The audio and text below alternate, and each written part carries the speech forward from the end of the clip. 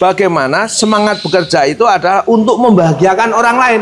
Karena di saat kamu membahagiakan orang lain, saya nggak tahu itu ya, kayak ada misteri bahwa setiap orang itu ada yang mencintai.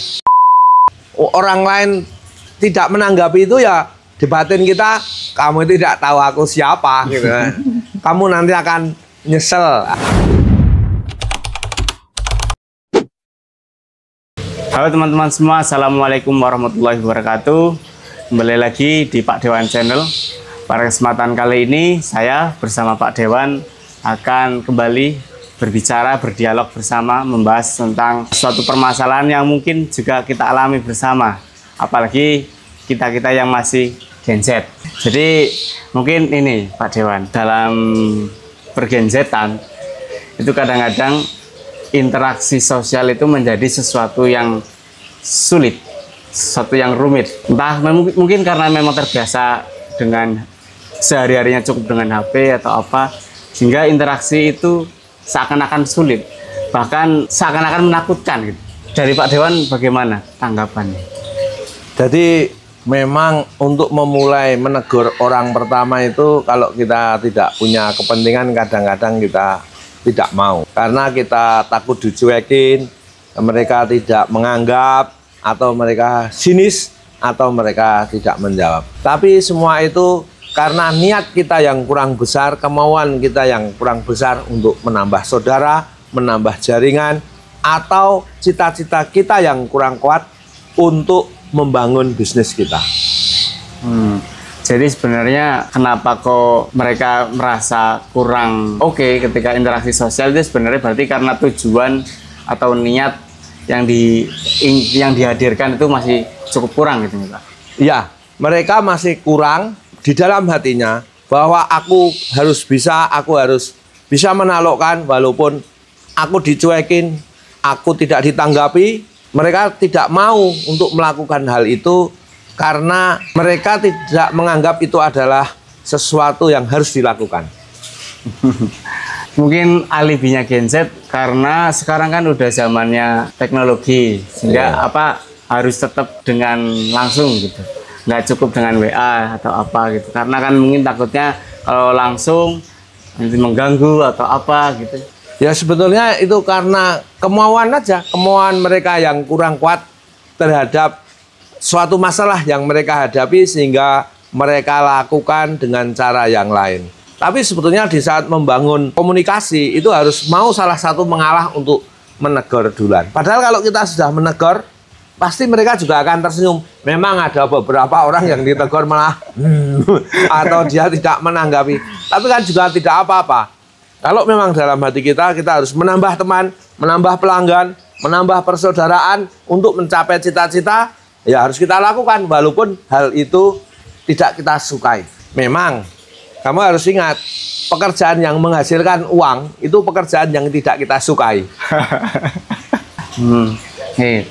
Jadi sebenarnya itu ya Pak, benar-benar bagaimana cara kita memaksa diri gitu. Ya, sebetulnya kita harus selalu berdoa dan memohon kepada Tuhan bagaimana apa yang kita lakukan itu bisa kita lakukan dengan senang hati. Jadi menganggap orang lain tidak menanggapi itu ya, di batin kita, kamu tidak tahu aku siapa gitu. Kamu nanti akan nyesel. Sehingga kalau mereka tahu bahwa kita nanti setelah itu akan berbuat yang baik, mereka pasti kecewa. Saya pernah punya cerita ya, ada seorang bos besar ya, menurut dia ya, saya tegur, dia nggak mau. Saya ajak akrab, dia nggak mau, karena memang secara status sosial dia lebih tinggi. Pada suatu hari dia itu lewat di depan toko, sedang naik motor. Ya saya nggak tahu, kebetulan motornya itu gembos. Yang nolong itu saya ya, wah dia nggak enak sama saya. Akhirnya saya ladeni dengan hatiku bangga sekali. Wah kamu kok tak tegur aja dulu nggak mau. Akhirnya saya layani dengan baik, setelah itu menjadi akrab. Jadi jangan eman-eman atau jangan takut di saat kita berbuat kebaikan sama orang lain, di saat kita mengajak senyum, mereka tidak mau, nggak apa-apa, tetap kita lakukan siapa tahu nanti Allah akan memberi jalan. Karena kan senyum juga bagian dari ibadah. Oke, baik. Jadi katakanlah yang pertama sudah mau gitu nih Pak. Ya. Cuman kadang-kadang mungkin bingung ngawalinnya kayak gimana gitu. Ya, itu adalah kebiasaan. Kalau itu sudah menjadi kebiasaan seperti kamu makan. Dulu makan kan kamu juga nggak bisa. Sampai mana-mana didulang. Nah, sekarang ambil merem aja makan bisa. Ya nggak? Matanya ditutup makan karena kebiasaan. Jadi yang sulit adalah bagaimana kebiasaan mau menegur orang lain. Assalamualaikum, mungkin seperti itu. Sebenarnya dalam agama itu kok semua sudah diajari, tinggal mau tidak kita mempraktekkan untuk membangun jaringan dengan cara-cara yang sudah diajarkan. Ya, Pak. Soalnya dari saya pribadi juga kadang-kadang nggak tahu ini karena kebiasaan atau kurang biasa dulu waktu zaman sebelum-sebelumnya dalam berinteraksi dengan seseorang, sehingga ketika ingin mencoba berinteraksi seseorang itu seperti ada ketakutan tersendiri. Katakanlah misalkan menegur, ya menegur paling ujung-ujungnya mari mas, udah gitu aja. Maksudnya untuk nambah obrolan apa itu kayak seakan-akan tidak terbayang di kepala. Ya, karena keinginan yang kurang untuk menambah saudara. Kalau sudah kuat bahwa aku itu harus satu hari tambah saudara satu, tambah pelanggan satu, saya mengibaratkan pelanggan itu adalah saudara, ya sudah. Mesti kita ada kemauan, ini adalah uang. Nah, ini itu uang. Nah, tinggal kamu mau nggak bahwa kamu menegur itu dapat uang, walaupun tidak secara langsung. Seperti waktu pengalaman saya, waktu menawarkan kartu nama waktu saya SMA. Saya sangat merasa seperti yang dirasakan anak generasi Gen Z. Mau dodok pintu itu loh. Kula nuwun, mau menawarkan itu walah berat sekali, berdoa dulu.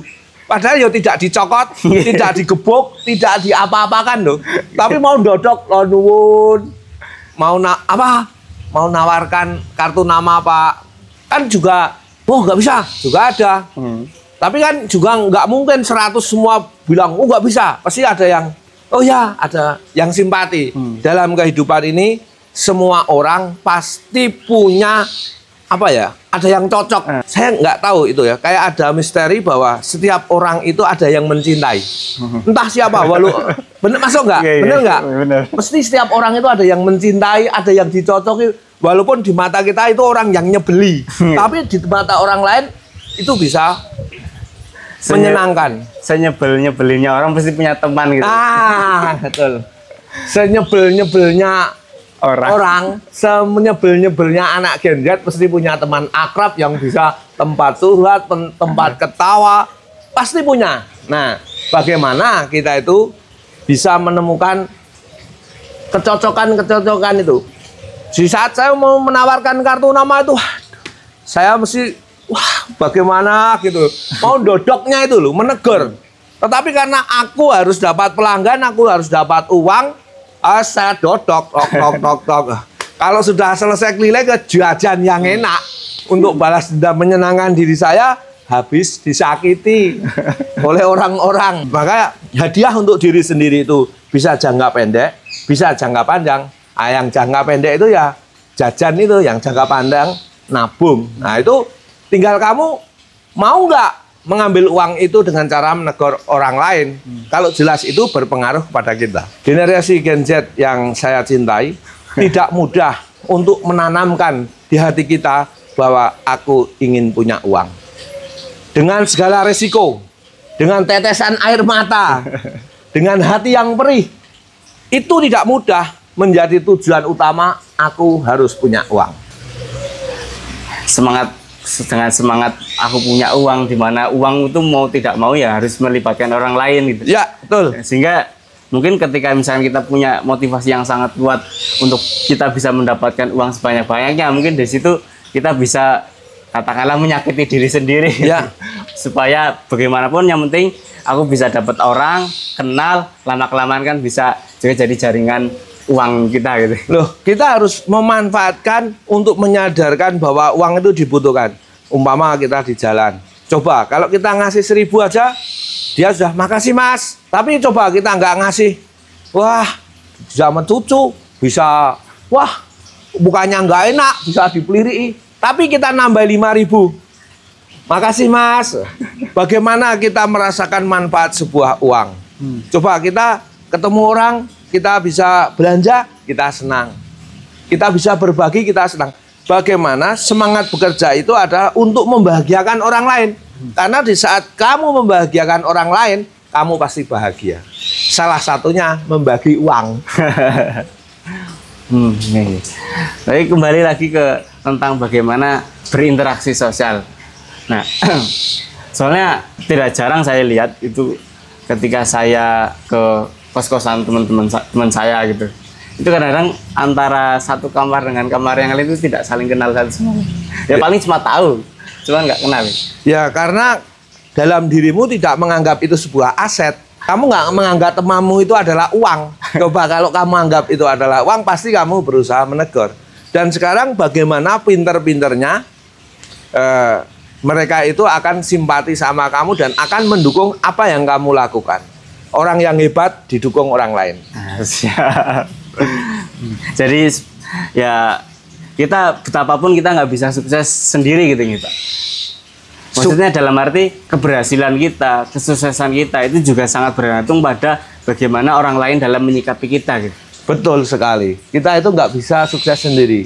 Tapi ini pendapatku loh ya. Mungkin ada orang yang lain yang bisa sukses dengan dirinya sendiri. Tapi caranya gimana ya? Kalau bisa sukses sendiri itu caranya bagaimana ya? Kita kan mesti mengadakan transaksi. Apa barangmu hebat sekali ya? Kamu kok bisa mau sukses sendiri sehingga produkmu dicari orang, kamu orang yang super sehingga kamu mempunyai barang yang luar biasa. Mungkin kalau kamu bisa. Tapi kalau biasa-biasa saja ya kita mesti melibatkan banyak orang untuk menjadi orang sukses. Berarti dengan kata lain itu ya kesuksesannya di tangan orang lain itu ya. Ya betul. Sukses itu ditentukan oleh orang lain juga, oleh orang-orang sekitar kita. Jadi kalau misalkan kita sebagai Gen Z, katakanlah misalkan kita punya privilege yang lebih, mungkin akan enak dalam melanjutkan kehidupan itu. Cuman ketika kita yang masih ya katakanlah standar rata-rata, privilege bukan yang wow, mau nggak mau ya kita harus bisa menjalin relasi dengan orang, bisa berinteraksi dengan orang sehingga istilahnya kita bisa meraih kesuksesan dengan jalan itu. Betul, kita harus selalu membangun orang-orang di sekitar kita bagaimana mau melakukan perbuatan yang sama dengan kita dan kita bisa menjadi sukses. Jadi awalnya nggak mau kita harus memaksa diri untuk menegur, memaksa diri kita sendiri ya. Ya.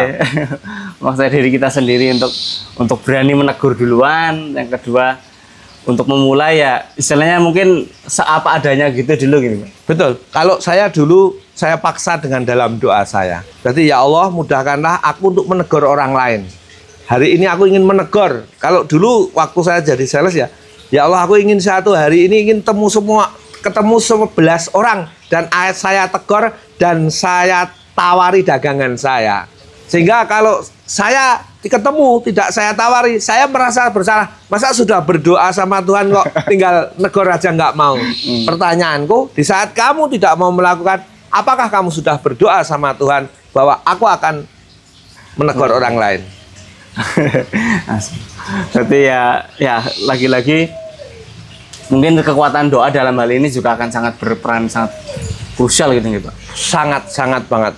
Tapi itu pengalaman pribadi saya. Berdoa itu kan dalam posisi kita sadar ya. Tanpa tekanan siapa saja, tanpa orang tahu, tanpa ada orang memuji. Di saat kita berdoa, kita itu memohon kepada Allah. Nah sekarang apakah anak generasi Gen Z yang sering tidak mau menegur orang lain itu mereka sudah berdoa bahwa hari ini aku harus menegur 11 orang. Menarik. Soalnya kalau saya perhatikan juga kebanyakan juga mungkin sebagian atau orang-orang yang dekat dengan saya gitu itu merasa diri sebagai introvert dan lain-lain gitu. Nah itu menurut Bapak introvert itu seperti apa? Introvert itu nggak mau negur orang lain gitu ya? Atau dia suka sendiri, suka dengan dirinya sendiri? Ya itu mungkin cocoknya kerjanya bukan pemasaran ya, mungkin ya di depan mesin gitu. Memang ada orang yang seperti itu. Tapi itu sebetulnya menurutku cuma karena nggak ada kebiasaan saja. Apa mereka kalau ketemu temannya yang dicocoki juga nggak mau ngomong? Ya nggak mesti ngomong. Nggak mesti ngomong loh. Apa temen yang introvert itu kalau ketemu kamu nggak mau ngomong? Yang ngomong banyak banget malah nyampe pagi istilahnya. Nah itu sebetulnya mengapa dia tidak mau ngomong, kadang-kadang punya pengalaman buruk. Dia takut tidak berkenan dengan dirinya. Tetapi mungkin mereka yang sudah cocok, mereka akan tidak habis-habisnya bercerita. Jadi betapapun, bagaimanapun, interaksi atau komunikasi itu adalah suatu elemen yang penting dalam menunjang kesuksesan. Gitu. Betul, sebetulnya bukan hanya kesuksesan di dunia ya, tetapi bercerita dengan teman yang dicocok itu bagian dari silaturahmi. Mungkin kata-kata terakhir untuk teman-teman Gen Z sana yang mungkin merasa takut untuk mengawali pembicaraan, ada bisa disampaikan. Menegur akan mendapatkan uang. Oke teman-teman sekalian, mungkin itu dulu dialog kita pada kesempatan kali ini. Kita ketemu lagi di konten-konten selanjutnya. Dari saya kurang lebihnya mohon maaf. Wassalamualaikum warahmatullahi wabarakatuh. See you.